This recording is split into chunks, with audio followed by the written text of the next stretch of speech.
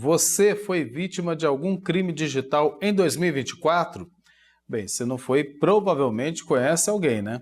O levantamento feito pela Associação de Defesa de Dados Pessoais e do Consumidor apontou que 1 a cada 4 brasileiros sofreu alguma tentativa de golpe em 2024 e que a metade dessas pessoas acabou sendo vítima.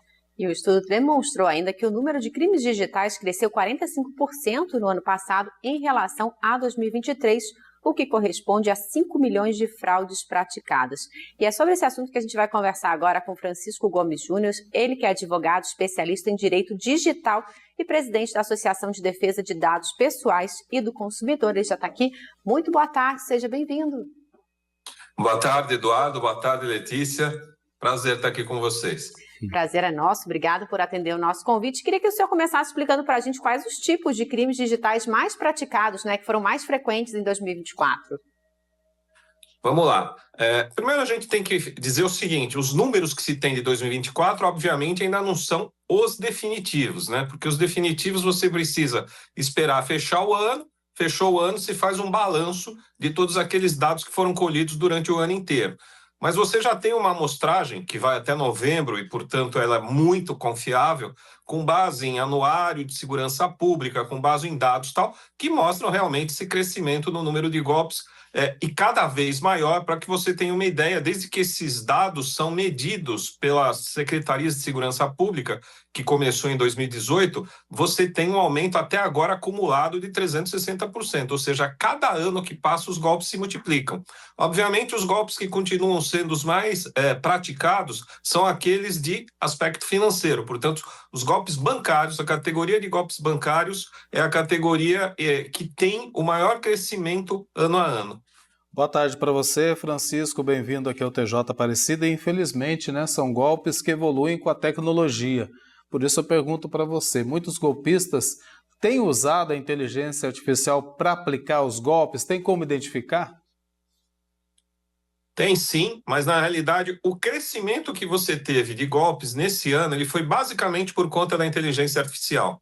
E a inteligência artificial, assim, quando a gente fala, parece que é uma coisa muito extraordinária que vai estar num golpe, mas não é. Ela é imperceptível. Ela é através. Se antes alguém ligava e imitava a voz de alguém para tentar, por exemplo, pedir um dinheiro, agora você vai ver a imagem de alguém através de um vídeo falso criado por inteligência artificial te pedindo dinheiro. Então você vê uma imagem que leva você a crer que aquilo lá é um pedido legítimo. Você vê uma ligação e quando você confere, você vê que é um número da sua central bancária e você acha também que é legítimo. Então a inteligência artificial ela vai entrando para isso, para simular, para disfarçar as coisas e fazer com que a pessoa seja induzida a cair.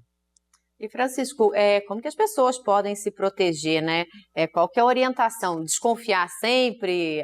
Quando é o golpe do telefone, do WhatsApp, ligar para a família, né? De repente, para esse ente que está se passando e pedindo dinheiro? Isso, a gente tem algumas dicas básicas. Uma delas, inclusive, é uma dica muito fácil. O desconfiar sempre é óbvio, mas mesmo desconfiando, você pode cair no golpe, porque a gente tem o que a gente chama de golpe de ocasião. Vou dar um exemplo. Você entrou com um pedido de aposentadoria e recebe uma mensagem de texto dizendo: parabéns, sua aposentadoria saiu. A tendência é que você clique, assim como você declarou imposto de renda e aparece lá: parabéns, sua restituição está aqui. Então, é assim, nunca mesmo clique em nenhum link. Então, apareceu lá, imposto de renda, você entra no site da Receita e vai ver seu imposto. INSS, você vai para o site e assim por diante, em todas as situações.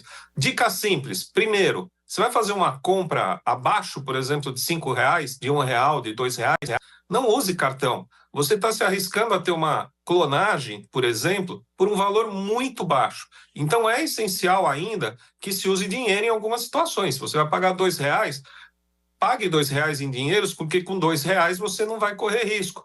Não vai correr um risco que você corre com cartão. Outra coisa, você só deve comprar em sites confiáveis. Você deve ter no seu celular tudo com duplo fator de autenticação, que são aquelas medidas de segurança que todos os aplicativos te oferecem. Aliás, não ande com todos os aplicativos bancários no celular.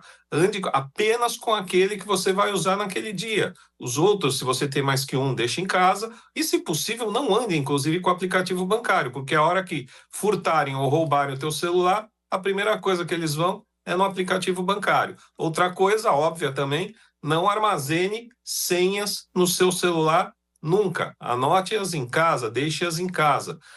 E por aí vão outras dicas básicas, mas que não estão, de certa forma, impedindo esses golpes que agora vêm através da inteligência artificial. Então, as pessoas vão ter que tomar cuidados extraordinários ainda, mais cuidados. Sempre ficar desconfiado, né, Francisco? Como você falou aí, seguir essas dicas importantes para não cair nos golpes. Agora, se cair no golpe, onde denunciar? Adianta denunciar ou não? Então, se cair no golpe, você vai ter que denunciar. Eu acho que primeiro, quando você denuncia, você está prestando um serviço para toda a sociedade, que é a sociedade saber como está o número de golpes e o crescimento. Para que você tenha uma ideia, apesar da gente ter um registro de boletins de ocorrência, que é a primeira coisa que a pessoa deve fazer, você tem uma estimativa de que quase metade das pessoas vítimas de golpe não faz um BO, porque acha que não vai adiantar nada. E adianta não somente para que polícia e autoridades possam ir atrás e perceber aonde que as quadrilhas estão atuando e o tipo de golpe que elas estão praticando, mas também adianta para que você possa ter uma consulta, por exemplo, com um advogado seu, para saber se você tem algum direito a pedir uma restituição, por exemplo, para um banco. Por exemplo, quando você é vítima de uma fraude bancária, a depender da fraude, o banco pode ser responsabilizado. Em que hipótese? Pode ser responsabilizado, por exemplo, quando o saque que foi feito da sua conta, a retirada que foi feita, ultrapassa o limite do seu perfil de cliente. Vamos supor que você é um cliente que tem um perfil em que você saque lá R$100 por mês. De repente aparecem vários saques que totalizam R$10.000, o banco tem a obrigação de, por segurança, bloquear aquilo vendo que está fora do seu perfil. Se ele não fizer, ele pode ser responsabilizado. Então é óbvio que é cada caso tem que ser analisado, mas o primeiro caminho é você fazer o BO para que daí você possa verificar se tem direito.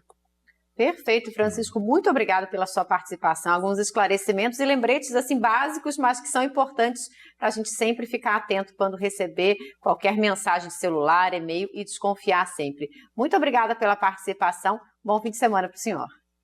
Para vocês também, eu que agradeço. Um abraço, um ótimo fim de semana. Dicas muito importantes, é importante segurar a curiosidade, não ir clicando tudo que vê no celular. Exatamente, porque pode cair num golpe.